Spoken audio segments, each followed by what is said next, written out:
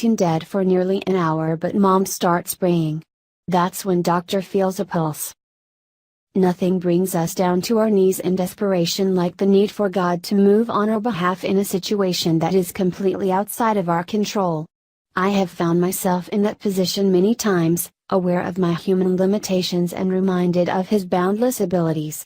It is there that my heart's cries have been heard and I have received a peace like no other. No other. In January 2015, 3 teenage friends were playing on the frozen Lake St. Louis in Missouri when the ice unexpectedly cracked and each of the young boys fell through. The water was bitterly cold, unbearable to anyone. 2 of the 3 boys were able to get themselves out of the lake, but 14-year-old John Smith could not get out and started to drown.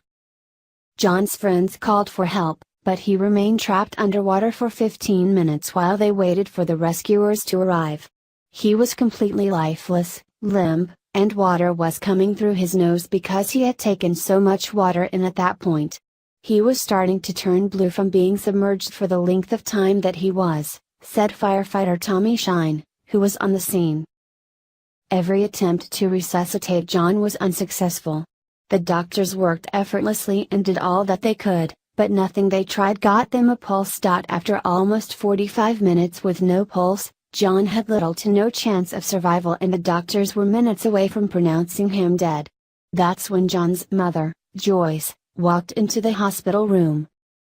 In a moment of absolute uncertainty and hopelessness, Joyce turned to what she knew had proven effective in the past, prayer.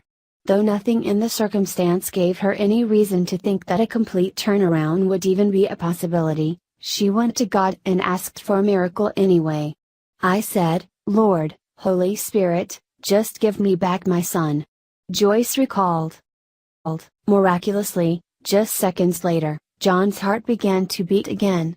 The doctors were speechless. By the next day, John was giving his friends and family the thumbs up sign. He remained on a ventilator for 8 more days, but after some much needed recovery time, John was healed and is fully functional today.